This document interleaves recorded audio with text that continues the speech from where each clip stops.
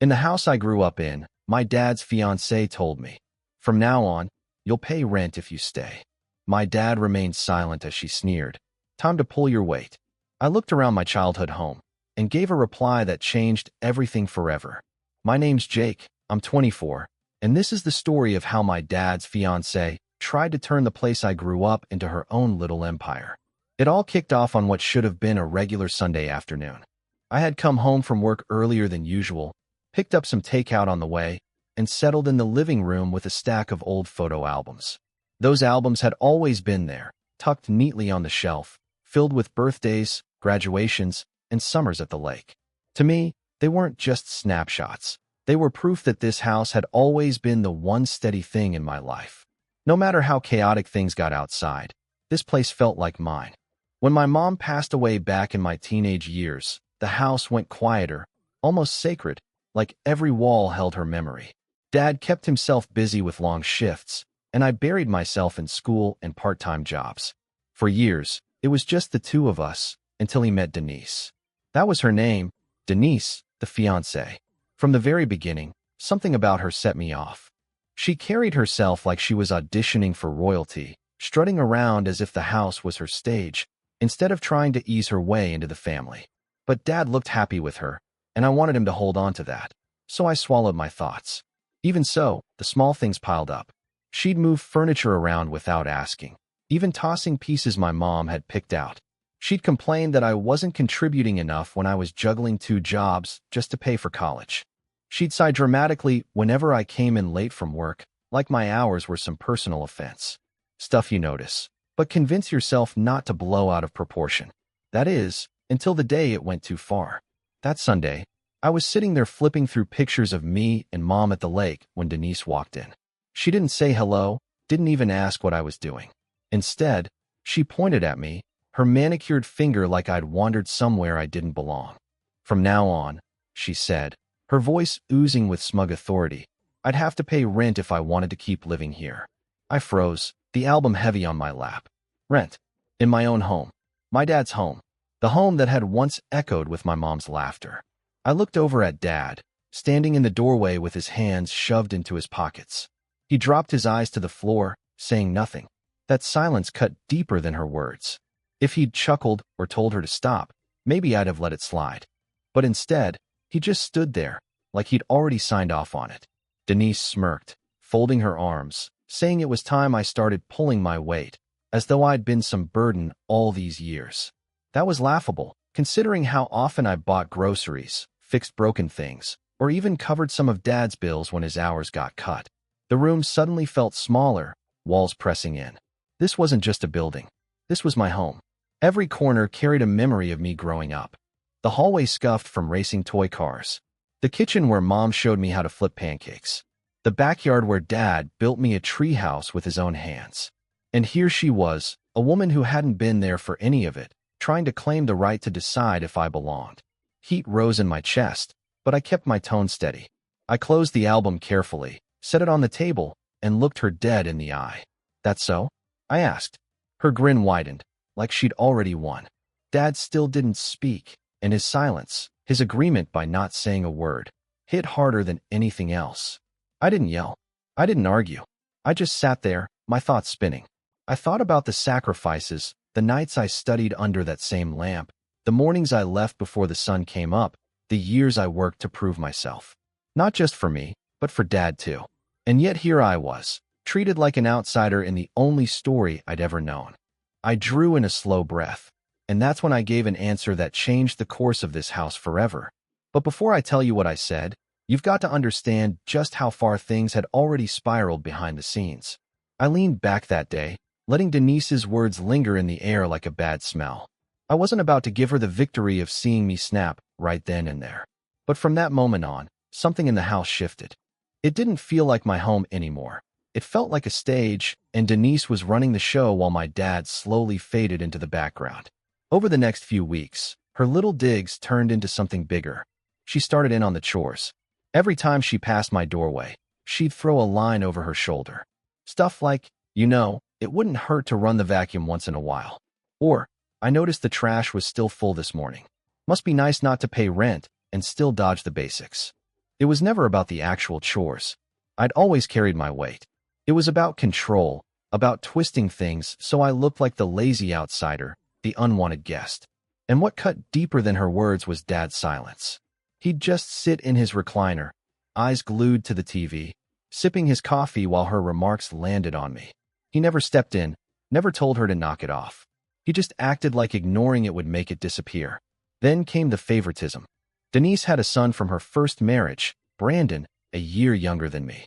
At first, he wasn't around much. But once he started staying over, the rules seemed to vanish for him. He could pile dirty dishes in the sink for days, and Denise would just chuckle, saying he was tired from school. If I left one plate in the sink after a late shift, she'd plant herself in the doorway, arms crossed, sighing loud enough to rattle the windows. "Some people really don't know how to be part of a household," she'd say. It didn't stop there. Dad had once promised me the old study would eventually be mine, a quiet corner where I could focus on projects, maybe even start up a small business one day. Years earlier, he and I had cleaned it out together, dusting the shelves and sorting through boxes of Mom's books. That room carried meaning. But one afternoon, I came home to see Brandon dragging a gaming chair inside. Denise was glowing, announcing, "We figured this would be perfect for Brandon's setup. You don't mind, do you?" Of course I minded. I minded so much it felt like something was crushing my chest. But I stayed quiet, especially since Dad was right there, nodding like it was the most normal thing in the world. Nights became the hardest part. I'd hear them downstairs, laughing, ordering takeout, tossing around ideas for renovations. I'd catch little pieces of their talk. Denise planning to repaint the living room, Brandon suggesting they knock out a wall for more space. And Dad, he'd chuckle along, tossing in his 2 cents like it was all harmless fun. I'd lie awake staring at the ceiling, remembering when things were different, when Dad and I sat at the kitchen table eating leftovers, talking about my classes, or when he'd share stories from his younger days. Now all of that was drowned out by Denise's voice echoing through the halls. The breaking point came during a family dinner she decided to host. She'd invited a handful of her relatives and set the table with brand new dishes, saying the ones Mom had picked out weren't modern enough. I was already on edge, but I sat down, determined to stay calm. Halfway through the meal, one of her cousins asked how things were going with me still living there. Denise smiled like a cat, glanced at me, and said, "Oh, Jake? He's adjusting. We finally got him to start paying his way around here." The table lit up with nods of approval. My fork slipped and clattered against the plate. I hadn't agreed to pay rent. Not a word had been said about it since that Sunday. Yet here she was, parading me in front of her family like some unruly tenant she'd graciously whipped into shape. I looked straight at Dad, waiting for him to set the record straight, to say something, anything, that would correct the lie. Instead, he let out a weak chuckle and muttered, "Yeah, he's figuring it out." And right there, something inside me snapped. It wasn't just the lie at the table, or the favoritism, or the way Denise twisted everything to make me the outsider.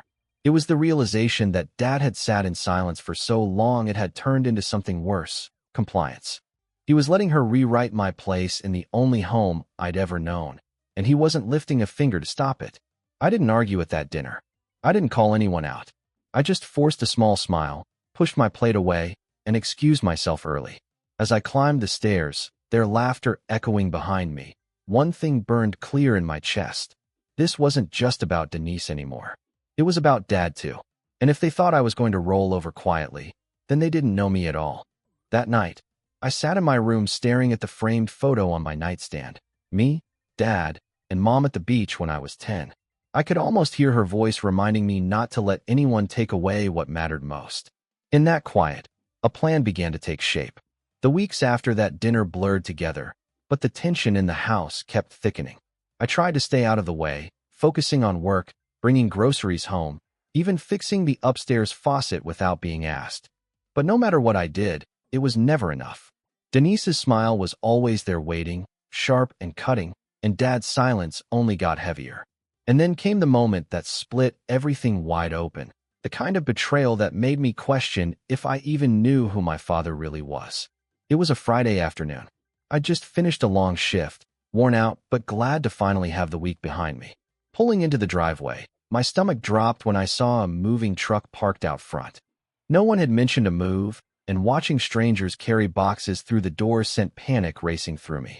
I hurried inside, and there he was, Brandon, standing in the hallway with that smug grin, directing the movers like he owned the place. My old room, the room I'd grown up in, was wide open. I saw boxes marked Brandon's clothes, gaming setup, and desk being hauled inside. The posters I'd stared at as a kid, the shelves my mom used to dust, were stripped bare. My belongings, my bed, my dresser, boxes filled with memories, were shoved carelessly into the hall like junk waiting to be dragged away. I froze, my hand gripping the doorframe, my voice shaky. What's going on here? Denise appeared at the top of the stairs, arms folded, lips curved into that same smirk I'd come to hate. "Oh, perfect timing," she said lightly, like we were discussing weekend plans. "We decided it was time Brandon had a proper room. You'll be moving into the basement." The basement. The damp, unfinished storage space with cold concrete floors and one tiny window that barely let in any light. Not a bedroom. Not a home. Just a place you shoved boxes you didn't want to look at. I stared at her, my voice trembling now. "This is my room. I grew up here. Everything, Jake." She cut me off sharp, her tone slicing through me. "You're an adult. Nothing in life is permanent. Brandon's still in school. He needs the space. And honestly, it's only fair. You're lucky we're letting you stay at all." I turned to Dad, desperate for him to step in, to say something, to finally defend me. He stood at the bottom of the stairs, shoulders sagging, face pale. He wouldn't meet my eyes. He didn't even try to open his mouth. He just let it unfold, the same way he'd let everything else happen. That silence felt like a knife. I wanted to scream, to shout, to demand he stand up for me. But instead, my chest hollowed out. Every memory tied to this house, every birthday morning, every late-night talk with Mom in this very room, was being boxed up and pushed aside for Brandon's convenience. The movers brushed past me carrying his desk, while he grinned and started setting up his computer, already planting his flag in what used to be my space. "Thanks for the upgrade, man," he said casually, as if I'd agreed to it, as if I'd handed him permission to erase me from my own history. That night, I sat in the basement, surrounded by the damp smell of dust and mildew, staring at the heap of my belongings crammed into the corner.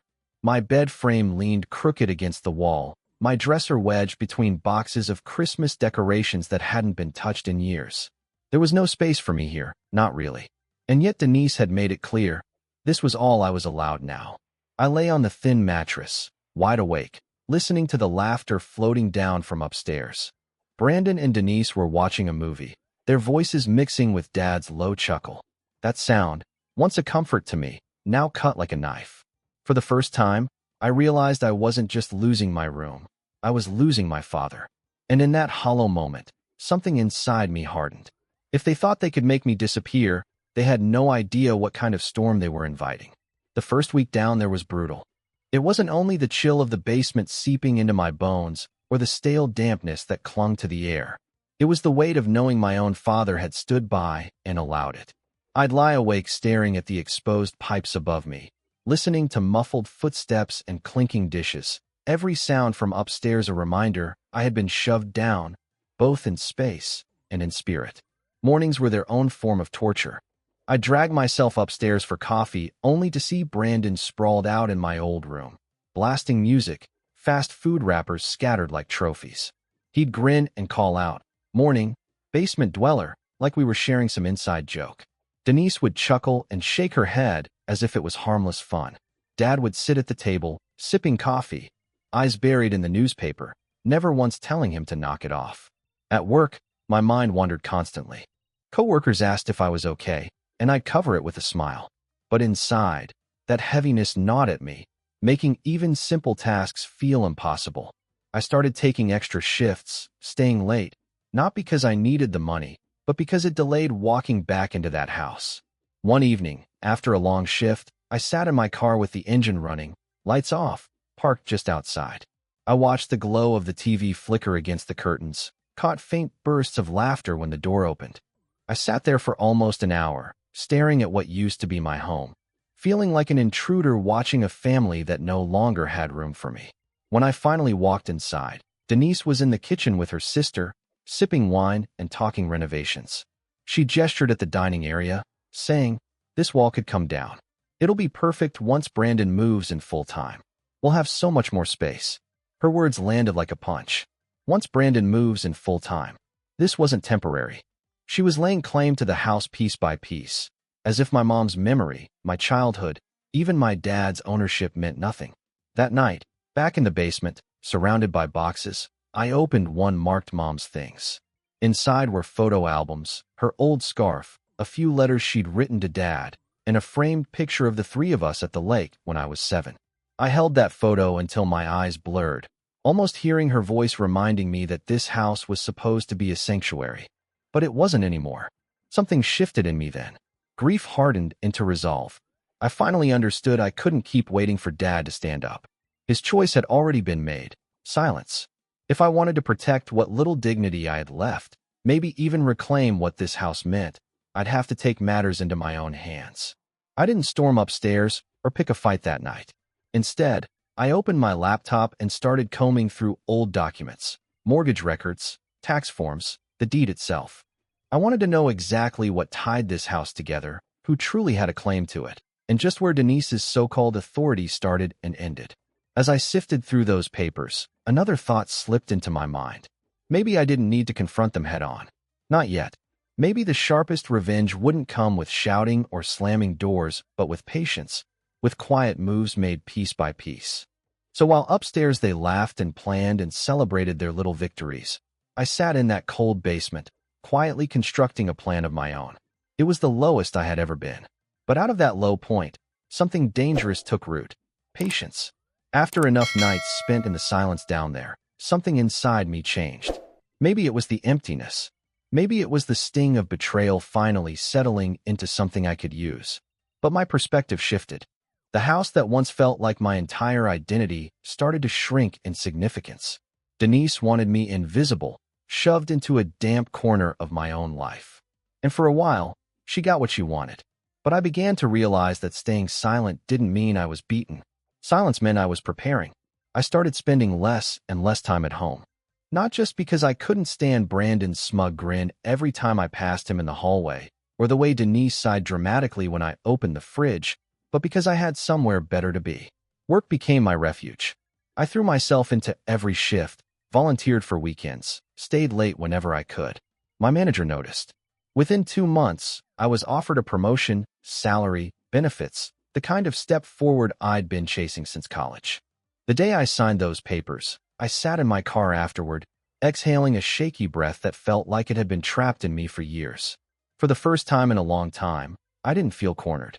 My bank account began to grow too. Each paycheck added a cushion, a small sense of security. Power, even. I didn't wave it around at home. Outwardly, I stayed quiet, enduring Denise's digs and Brandon's little jokes. But inside, I was hardening. Every sharp remark she lobbed at me only fueled my resolve. Every smirk from Brandon made me more determined. And every silence from Dad reminded me that if he wouldn't fight for me, I'd damn well fight for myself.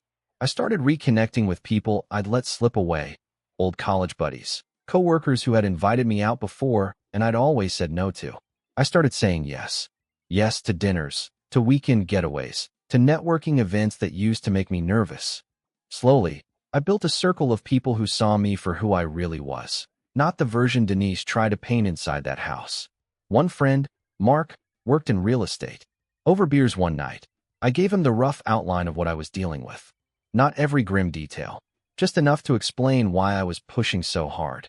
He leaned back, nodded, and said, "With how you're moving now, you could have your own place within a year. Maybe sooner." That thought hit me like a spark. My own place. Not a basement I'd been shoved into. Not a corner I was allowed to occupy. But a space I chose, something I built. Back at the house, I played my part. Kept my head down. Nodded along when Denise bragged to her relatives that Jake's finally learning responsibility. Pretended not to hear when Brandon muttered tenant under his breath. But while they thought they were wearing me down, I was building myself up. Quietly, steadily. I started upgrading my wardrobe, piece by piece. Nothing flashy, just sharper. A fitted suit for work. Better shoes. Denise noticed, of course. One morning, she raised an eyebrow and asked, "Trying to impress someone?" I just gave a faint smile and shrugged. The truth was, I was impressing myself. For the first time since Mom passed, I felt like I was becoming a version of myself she'd be proud of. Then came the small victories that no one else in that house even noticed. I knocked out my student loan faster than I thought possible. Got approved for a credit line I never could have touched a year earlier. And I began saving with a purpose. Not just for an escape, but for leverage. Because the more I thought about it, the more I realized walking away wasn't the only card I could play. Denise wanted me out because my presence threatened her claim. On the house, on Dad, on the life she was so desperate to script. But I started thinking, what if instead of vanishing quietly, I put myself in a position where her power couldn't touch me? That thought lingered like a shadow. One evening, after another long day, I came home and found Denise and Brandon in the living room with Dad, flipping through furniture catalogs. Denise held up a fabric swatch, chirping about how they'd redo the living room once the paperwork went through. I froze in the doorway. Paperwork? I asked. She flashed me a sweet smile, too sweet. Oh, nothing you need to worry about, she said. Just making things official. Dad's eyes flicked toward me, then darted away. And in that tiny glance, I knew. Whatever she was planning, it had nothing to do with paint colors. I excused myself, calm on the outside, buzzing inside. My climb wasn't just about money or confidence anymore. It was about timing. About being ready when her mask slipped and her true intentions surfaced. And I could feel that moment creeping closer. I couldn't get the word paperwork out of my head. She'd said it casually, like it was nothing, but Dad's reaction told me everything. It was far from nothing. That night, when the house was dark, I crept upstairs. Every creak in the floor felt like thunder as I slipped into the study, my mom's old room, the one Denise had started turning into her office. Papers were scattered across the desk, manila folders stacked neatly, and right on top was a packet stamped with a law firm's logo. I skimmed the first page, and my stomach dropped. It was a draft of a cohabitation agreement, and buried in all the legal jargon was the line that made my pulse race. In the event of marriage, joint ownership of the property located at our address. My chest tightened. She wasn't just moving in. She was maneuvering herself into permanent control of the house. My mother's house. The place Dad and I had lived our lives. And Dad, he was letting it happen. I closed the folder carefully, slipped back to the basement, and lay awake for hours, staring at the ceiling pipes, furious but oddly clear-headed. Denise thought she was clever, but she had no idea I'd been quietly preparing for something just like this. The next morning, I called Mark, my friend in real estate. Over coffee, I laid everything out, the paperwork, how Dad's silence was basically handing her the keys.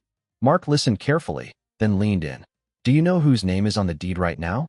Yes, I said without hesitation. It's only Dad's. Good, he replied. Then listen close, because this is where you stop playing defense. For the next hour, he walked me through my options. If Dad married her and signed that agreement, she'd have a legal claim to the house. But until then, there were protections he could set up, tools he probably didn't even realize he had. And there were steps I could take myself. Ways to shift the balance so I wasn't just reacting anymore. That conversation lit a fire in me. From then on, I didn't spend my nights sulking in the basement. I spent them at the library or online, studying property law, inheritance rules, real estate strategy. I learned about trusts, transfer on death deeds, the power of timing with legal documents. And while I was doing that, my career kept climbing. The promotion had already given me stability, but now I was building something bigger, a reputation. Invitations to industry events, networking with people who respected me, people who saw value in me. The stronger I became out there, the smaller Denise's smug comments felt. Still, I played my role carefully at home. I didn't confront her. I didn't let her see what I knew about the paperwork. I let her think she was winning. If Denise believed I was still that quiet, cornered kid in the basement, she wouldn't see me coming. The real shift happened 2 weeks later when my manager invited me to a leadership seminar in another city. Not some random training, but a high-level event where I'd be rubbing shoulders with executives, investors, and business owners. And my manager hinted that impressing the right people could fast-track me toward his senior role. When I packed on Friday, Denise stood at the door with her arms folded, smirking. Off on a little work trip? Don't stay gone too long. We've got big changes coming. I just smiled and looked back at her. Oh, I know, I said. And I meant it, because every step I was taking, every document I read, every contact I made, wasn't only about leaving. It was about coming back with leverage she couldn't touch. That seminar blew my head open. I met people who'd built whole businesses from nothing, who turned setbacks into opportunities, and I soaked up everything. By the time I came home Sunday night, I was sharper, hungrier, and hooked up with contacts that would matter very soon. When I walked in with my suitcase, there was an official-looking envelope pinned to the fridge with the law firm's logo, and I felt the clock start ticking. That envelope didn't stay alone. Within a week, they multiplied. Letters from the law firm stacked in Denise's little office corner of the kitchen, left half open as if daring me to notice, and whenever I glanced at one, she'd smile, that smug smile that meant she thought she'd already won. But she had no idea how much I'd been preparing. My basement became a war room. Laptop on a folding table, neat stacks of notes, case studies, spreadsheets mapping timelines, expenses, contingencies, and nightly calls with Mark feeding me real estate strategy. Mark kept saying the same thing. Precision, don't confront her head on. Let her feel secure, then pull the rug when the timing's right. So I played the part. I kept my head down at home, let Denise boast about how Jake was finally learning responsibility, pretended not to hear Brandon mutter tenant under his breath, and let them underestimate me. Behind the scenes, I moved faster. I started asking Dad little questions when Denise wasn't around. Casual, not confrontational. Hey Dad, do you remember when you and Mom bought this place? What year was that again? Or, do you still have the original mortgage copy? I'd love to see how things have changed. Each time he softened a touch, remembering. For a second, I'd see the man who used to tell stories across the kitchen table. Then, with Mark's help, I booked a consult with an estate planning attorney and laid out everything. The fact Mom had been a co-owner, Denise pushing for joint ownership through marriage, and Dad's silence handing her the opportunity. The lawyer looked at me and said the thing I needed to hear. You have more leverage than you think, especially if your father hasn't signed anything yet. That was the hinge. Nothing was signed. Denise was counting on Dad's passivity. Passive men still sign papers if you hand them the pen at the right time. I couldn't let it get that far, so I built a plan. Step 1. Make my financial independence undeniable. I pulled together records, steady income, the promotion, cleaned up debts, repayment proof, and started stacking the evidence that I wasn't some dependent kid, but someone with real standing and options. I even opened a modest investment account, proof that I wasn't just stable, I was growing. Step 2 meant compiling the history of the house, documenting the timeline of ownership, and pulling together evidence of my contributions to its upkeep over the years. Step 3 was the most delicate, creating the chance for Dad to make a decision without Denise breathing over his shoulder. That opportunity came faster than expected. One evening, she announced she was taking Brandon on a weekend trip to tour colleges. She made a big show of it, bragging about how exciting it was to see campuses, then tossed an appointed line. Of course, Brandon deserves a real start. I just nodded, hiding the satisfaction curling in my chest. That weekend, with the house quiet, I sat down with Dad at the kitchen table, the same one where he and Mom used to sit together. I laid it all out, calm and factual. I showed him the draft agreement, the highlighted clause about joint ownership, the risks he hadn't considered. I didn't accuse him or raise my voice. I just spoke the truth. Dad, I said softly, sliding the papers toward him, if you sign this, the house won't just be yours anymore. It won't be ours. It'll be hers. And once that happens, she could push me out completely. Or worse, sell it out from under us. His face went pale, hands trembling as he flipped through the pages. For the first time, I saw a real doubt flicker across his features. I didn't realize, he whispered. I leaned in closer. You don't have to fight her. You just have to protect what's already yours. What Mom left us. The silence between us felt heavy, fragile. Then slowly, he nodded. What do we do? That was the moment I'd been waiting for. With the lawyer's guidance, we set up a living trust that kept the house firmly in Dad's name and designated me as the beneficiary. It wasn't about cutting him out. It was about making sure the house stayed in the family, shielded from anyone else's hands. The lawyer walked him through every step, made sure he understood, made sure it was his choice. And when he signed, I felt a weight lift off me I hadn't realized I'd been carrying. The house was safe. When Denise and Brandon returned that Sunday, she was glowing, chattering about their trip. She didn't notice anything different. She didn't see the trust paperwork locked safely away, or the quiet confidence in my posture as I carried my things upstairs, not into the basement, but into the spare room Dad insisted I take back. She still believed she had me cornered, and that was perfect, because the real reveal, the moment that would shatter her smug certainty, was still coming. Denise strutted around in those weeks, brimming with confidence, certain her plan was nearly complete. She dropped lines about our future renovations, tore open law firm envelopes at the table like they were love letters, humming as if victory was already hers. Brandon, emboldened, got worse. Trash left in the living room, music blaring at midnight, calling me basement boy, even though I hadn't slept downstairs since Dad gave me the spare room back. But I stayed calm, let them think I was shrinking further into the background. Then, on a rainy Thursday evening, Denise called a family meeting. The draft cohabitation agreement was spread across the coffee table, her glasses perched on her nose, Brandon smirking from the armchair like it was a show. Dad sat stiffly in his recliner, eyes flicking nervously toward me. Denise tapped the papers.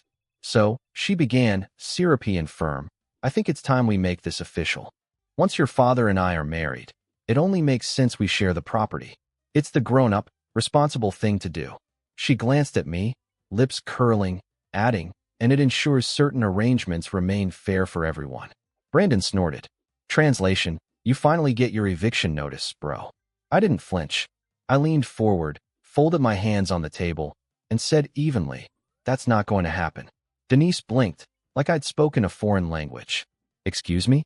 I glanced at Dad, gave him a small nod, then turned back to her. The house isn't part of any agreement you make. It's already protected. It's in a trust now, in Dad's name, with me as the beneficiary. Legally, this place isn't yours to touch. Not now. Not ever. The room went still. Brandon's smirk disappeared, his eyes darting nervously to his mom. Denise's face drained of color, then flared with anger. You. What did you do? She whipped toward Dad. You let him manipulate you into this. After everything I've done for this family. For the first time in months, Dad's voice cut through her outrage, quiet, but steady. Enough, Denise. This house was Margaret's and mine. It's Jake's home, and it always will be. The words hung heavy in the air. The only sound was the rain tapping against the windows, filling the silence Denise used to dominate. She sputtered, shaking her head, rifling through the papers as if sheer will could undo them. This isn't fair. This isn't how it's supposed to go. Brandon muttered something under his breath, but when I locked eyes with him, steady, unflinching, he looked away.